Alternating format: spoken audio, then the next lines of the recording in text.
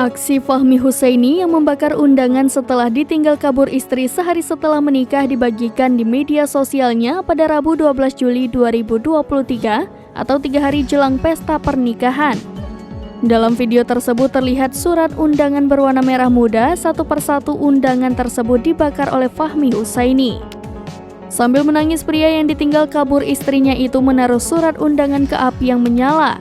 Dalam unggahannya, Fahmi Husaini mengaku tidak tahu apa yang akan terjadi ke depannya. Namun ia yakin rencana Tuhan pasti lebih baik dari bencana yang ia dapatkan saat ini. Diketahui pria asal Bogor, Fahmi Husaini seharusnya melangsungkan pesta pernikahan pada Sabtu 15 Juli 2023. Semua persiapan pesta pernikahan mulai dari catering, panggung, dan undangan sudah disiapkan oleh Fahmi Husaini. Namun begitu naas, usai melangsungkan akad nikah sehari setelahnya, istri Fahmi, Anggi Anggraini, minggat dari rumah.